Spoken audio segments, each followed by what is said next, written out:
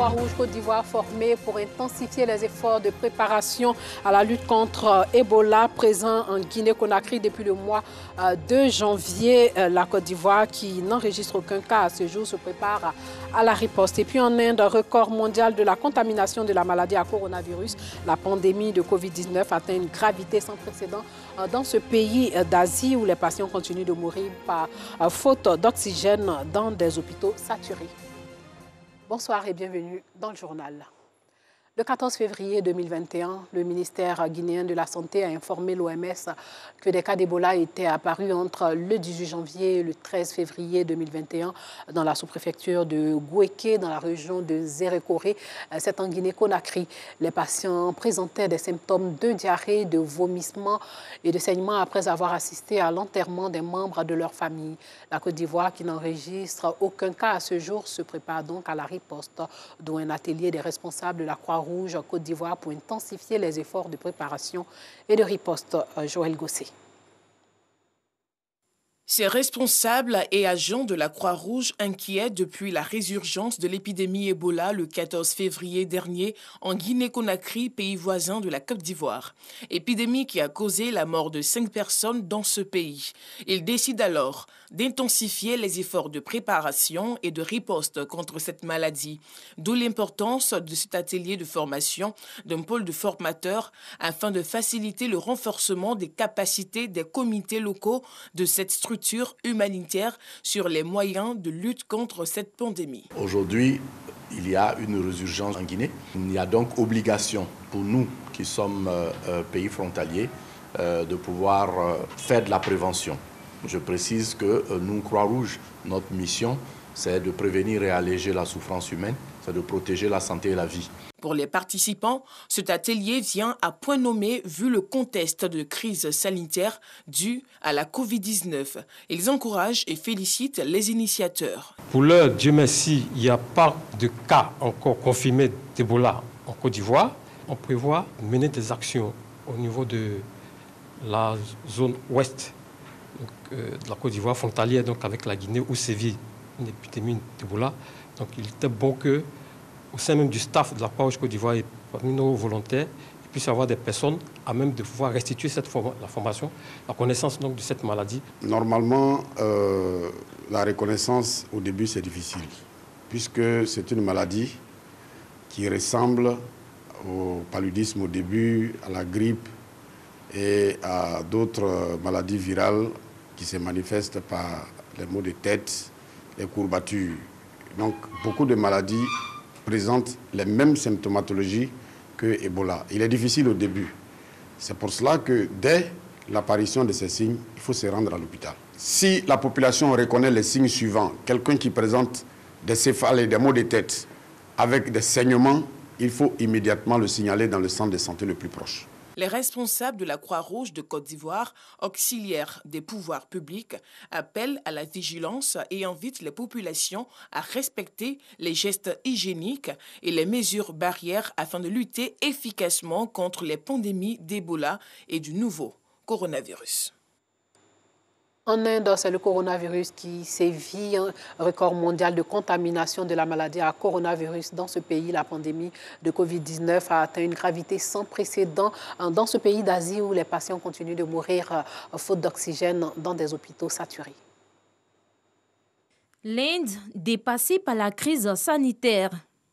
Les crémations s'enchaînent à un rythme jamais vu auparavant. Partout, les services d'urgence débordent. Beaucoup de patients Covid meurent devant les hôpitaux. J'étais à l'intérieur avec mon grand-père il y a quelques minutes. Il y avait 3 cadavres juste à côté de mon grand-père et il a paniqué en disant qu'il ne survivrait pas. Alors je l'ai ramené dehors et maintenant il se repose. Dimanche, l'Inde a enregistré 300 000 contaminations, un record mondial. Je n'ai pas peur de vivre en ville et je ne blâme pas le gouvernement. Il fait tout ce qu'il peut, mais je blâme les citoyens.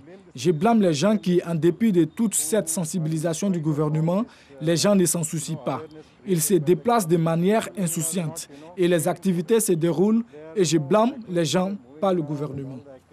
L'Union européenne s'est engagée à apporter une assistance au pays. Le livre remplacé aujourd'hui par les téléphones portables et Internet. Pour pallier cette situation, la seconde édition de Le mois du livre, initié par l'ONG Onclo Bakan en collaboration avec le ministère de l'Éducation nationale et l'ONG Children of Africa, s'est déroulé à Jacquesville. L'idée, redonner le goût de la lecture aux apprenants. Le reportage de Joël Gousset. Bonjour papa. Bonjour ma fille, comment ça va? Ça va bien. Papa, le maître dit d'acheter un livre de lecture pour pouvoir lire correctement comme mes amis. Adam, t'as lu quoi? Livre de lecture? Toi-même, moi, je ne voulais pas te mettre à l'école. La femme là, elle reste à la maison pour aider la maman à la cuisine. C'est parce qu'elle t'a mise à l'école que tu ne veux pas faire le livre de lecture. Arrêtez de maman là-bas. Construire les enfants de demain par la lecture, tel est le message véhiculé dans ce sketch par les enfants d'Aouya, village situé dans le département de Jacquesville. Achetez tous les livres de vos enfants, car lire c'est l'instruire. Nous sommes à la deuxième édition du mois du livre, une journée initiée par l'ONG Onclo Bakan en collaboration avec la fondation Children of Africa.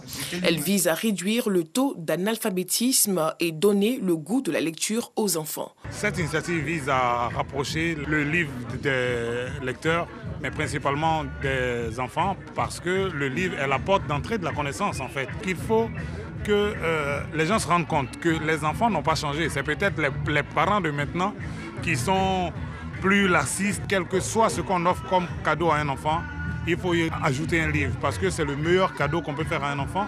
Selon la promotrice de l'événement, Geneviève Dagri, l'objectif de cette plateforme est de promouvoir la lecture en milieu scolaire, précisément dans les établissements primaires, secondaires et professionnels. Et ce rendez-vous s'offre aussi comme une occasion pour évaluer les élèves sur la maîtrise de la langue française. Durant cette deuxième édition, des écrivains de renom, à savoir Robert Delpech, Adamo Daïko, Aminata Sissé et Anzata Ouattara, y étaient pour des dédicaces. Moi, tant qu'on parle du livre, je suis présente. Nous rapprocher des populations, venir vers les jeunes, venir vers les enfants et leur parler du livre, de l'importance de la littérature, je pense que c'est le plus important. J'amène un texte intéressant pour que les enfants puissent mettre des mots sur des oiseaux qu'ils peuvent identifier. Si les enfants voient cet oiseau, ils comprendront en lisant. Nous sillonnons des salons de livres, des rencontres littéraires, et parce que l'humour, quand même, c'est vrai qu'il est parlé, mais l'humour doit être aussi écrit pour que la postérité, les générations futures comprennent que c'est vrai que les sketchs, on peut aller les prendre sur Internet, mais c'est bon quand même d'écrire, de laisser des traces. Outre la cérémonie de lancement de la seconde édition du mois du livre, l'ONG et ses partenaires ont procédé à la coupure du ruban de la seconde librairie de la commune dans le village de Ndjem, une aubaine pour la chefferie du village. Vraiment, c'est une fierté. Nous sommes vraiment contents que je ne sais pas comment exprimer ma joie. Parce que cette librairie va nous soulager énormément. On ne fera plus de sorties, de déplacements pour aller chercher les livres pour nos enfants. Nous aussi, on aura gagné un temps pour pouvoir vaquer à nos occupations. Pour la deuxième édition du mois du livre a été une réussite. Les enfants avaient besoin d'être encadrés. Et Ndjem, c'était l'un de mes plus gros villages qui avait besoin d'une librairie. Ici, ils avaient les moyens, mais ils ne savaient pas où aller prendre la marchandise pour pouvoir le faire. Je demande à toutes les autorités de nous aider. Ce n'est pas forcément la ville seulement. Les villageois en ont besoin. Organisation non gouvernementale, l'ONG Onclo Bakan lutte pour l'épanouissement des enfants dans le domaine de la santé, de l'éducation et du social. Lancement de la 3e édition du festival de San Pedro. Pendant 3 jours, les festivaliers vont découvrir les potentialités économiques, culturelles et touristiques de la 2e ville portuaire de la Côte d'Ivoire. L'événement s'est déroulé en présence du président du Conseil économique, social, environnemental et culturel et de l'ambassadeur des États-Unis en Côte d'Ivoire, Sam Kono. San Pedro aux couleurs de la 3e édition du festival dénommé Festival San Pedro. Une initiative du conseil municipal qui entend ainsi promouvoir les atouts économiques, culturels et touristiques de la 2e ville économique du pays. Le thème de cette année, San Pedro, ville de demain. Oui, San Pedro, ville de demain. San Pedro, espoir de la Côte d'Ivoire. San Pedro, cette belle destination créée pour offrir des terres nouvelles au développement de la Côte d'Ivoire, qui traduit bien notre noble ambition, car la Côte d'Ivoire de demain, c'est véritablement San Pedro. Cette édition, parrainée par l'ambassadeur des États-Unis en Côte d'Ivoire et présidée par le président du Conseil économique, social, environnemental et culturel, a été lancée ce vendredi. C'est pour moi une belle occasion de découvrir la deuxième ville économique de Côte d'Ivoire, un pays qui est riche en diversité. Et j'ai pu constater que le gouvernement américain fait déjà beaucoup de choses dans cette partie du pays. Et je compte poursuivre et renforcer autant que possible notre coopération pluriforme et aussi, j'espère, l'engagement du secteur privé américain dans cette partie de la Côte d'Ivoire. Un festival aujourd'hui va savoir lier la recherche de notre identité remarquable, c'est-à-dire notre patrimoine culturel, avec notre vision de développement économique. Il ne faut jamais oublier d'où nous venons, d'où la partie culturelle extrêmement importante, qui fait partie de notre mission au Conseil économique, social, environnemental et culturel. Nous retrouvons parfaitement tout ceci. Un forum business avec la participation des chambres de commerce et d'industrie ivoiriennes et américaines, des opérateurs économiques du secteur privé, un concours culinaire et gastronomique, des expositions des tenues traditionnelles, des danses traditionnelles et des promenades touristiques en mer vont meubler ces 3 jours de festival à San Pedro. Et puis la mairie de Jacquesville offre des vivres et non-vivres à la communauté musulmane de la dite ville. Le mois de Ramadan, mois de pénitence et de partage, moment privilégié pour apporter un appui à ces hommes et femmes qui jeûnent. Joël Gossé. La municipalité de Jacquesville, avec à sa tête son premier magistrat Joachim Begré, a offert aux fidèles musulmans de sa commune des dons en vivres et non-vivres. Ce don en vue de soutenir la communauté musulmane à l'occasion de ce mois de Ramadan. Ce sont entre autres du lait, du sucre, des bouilloires, des nattes de prière et du riz qui ont été offerts aux différentes mosquées de Jacquesville. Dans tout événement, il est présent auprès de nous, surtout pendant le mois de Carême. Les Laylatul Qadr, tout ce qui est cérémonie, en tout cas, il est présent auprès de nous. On ne peut que le remercier et prier pour lui, pour que le Seigneur le fortifie. Que Allah subhanahu le donne vraiment ce qu'il cherche, afin qu'il soit protégé et surtout dans la santé. Au nom des bénéficiaires, les imams des mosquées de Ndjem et Sassako ont adressé des prières à Dieu pour la municipalité et exprimé leur gratitude au maire de la commune. Vraiment, c'est une grande joie pour nous de recevoir M. le maire aujourd'hui. Dans ce mois béni, il est venu encore nous apporter beaucoup de sucre, beaucoup de riz, beaucoup de lait. Vraiment, nous sommes très contents. Des nattes encore avec des bouilloires. Et c'est des choses que la communauté en a besoin. Une opportunité pour le maire de la commune de Jacquesville d'annoncer de grands travaux pour la mosquée du village de Sassako et celle de Ndjem.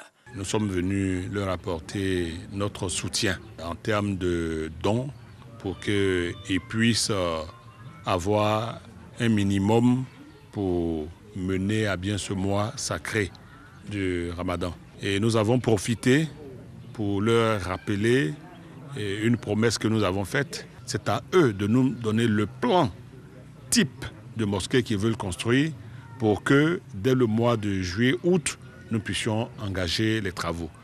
4e pilier de l'islam, le Ramadan est pour le musulman un mois saint, un mois de charité, de solidarité et de partage. Avant de nous dire au revoir, sachez que Albert Pahimi Padaké, dernier Premier ministre d'Idriss Déby Itno, a été nommé aujourd'hui chef du gouvernement de transition au Tchad. Pahimi Padaké va diriger, selon la charte de transition, un gouvernement dont les membres seront nommés et révoqués par Mahama Idriss Déby, président du Conseil militaire de transition. Voilà, c'est sur cette information que s'achève ce journal. Merci de l'avoir suivi et portez-vous bien.